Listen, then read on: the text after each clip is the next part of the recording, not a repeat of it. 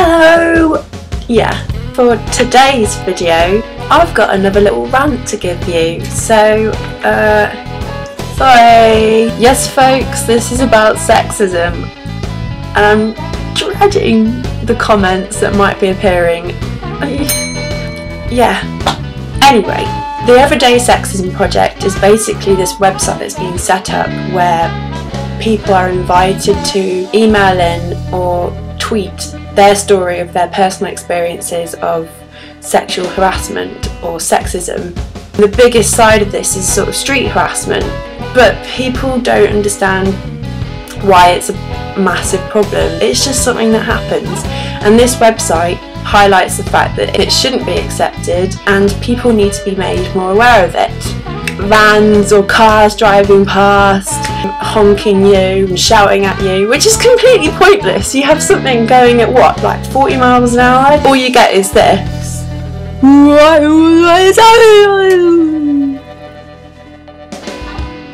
Can't even hear what you're saying, we just know it's rude, right? For example, I was in my local shopping centre and I was walking with some purpose towards the shop and I felt something tug on my arm and I turned round because I was like, oh, I saw it was this man. As soon as he caught my eye, he tried to like holler me over and start catcalling me. At that point I realised that he'd actually tried to grab me in a public shopping centre. Who does that?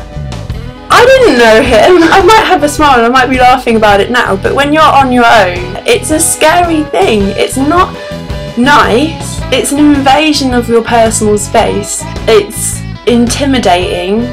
It's bullying. This happens all the time. I hear so many stories from all my friends. It's just normal, and that's what's depressing about it. I mean, come on guys, like, look at the bigger picture. It's 2013. People shouldn't have to feel like this. Okay, yeah, fair enough. I get the fact that lads can be lads, but when it comes to the point of causing mental, physical, emotional scarring on someone else, then it's a problem. In the same instance, women can be really sexist to men. It's really frustrating when women can feel that they're entitled to be rude to men because they're being feminist. That kind of makes us hypocritical, and it brings the whole effort back a step. Every kind of stereotype and opinion is passed on through generations. It becomes the ethos of our culture, and it's not so easily broken down. I mean, there are obviously differences. There's physical differences, there's hormonal differences, there are probably preferential differences as well that cannot be helped. But in terms of intellectual capabilities or our application towards everyday things, it shouldn't be just because we're boys or just because we're girls. It's about the person you are and what you as a person like doing. I have a more generalised and slimmed down version of this topic with quotes from the people who made the website Everyday Sexism on my blog, which the links are below. Join the discussion. I don't mind a bit of discussion as long as you're not really hating, man. Don't hate. See you next time. Bye. Anyway, I'm going to read you some examples of some stories that have been handed in on this website so far. Baby-friendly venue search app just launched called Wow Mum because dads never take kids out. Male stranger in a store told my son he shouldn't be holding a pink stuffed unicorn. My other son told him he was wrong. I was walking to the high street when two men slowed down to walk next to me and said, "All right, gorgeous, how's your day?" I said, "Fine, thank you," then proceeded to walk quicker. Then they shouted to me that I was a bitch, up my own arse, and had an attitude problem. A young man asked me in the street how much after having followed me from the bus station to my house by day. I was scared to death.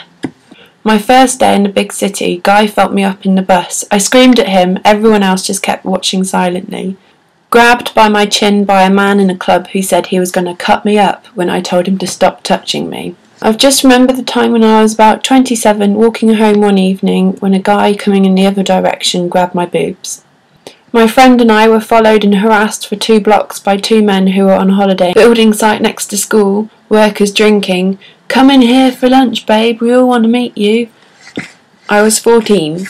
On my way home last night, there was a group of men following me for several yards, shouting out, "Oi, Blondie! Barbie! Oi, you! Come over here, love!" And I crossed the street. They followed. Eventually, they walked a different way. I was so scared and hurried home in the dark. My dad just came to check up on me because he heard me talking to myself.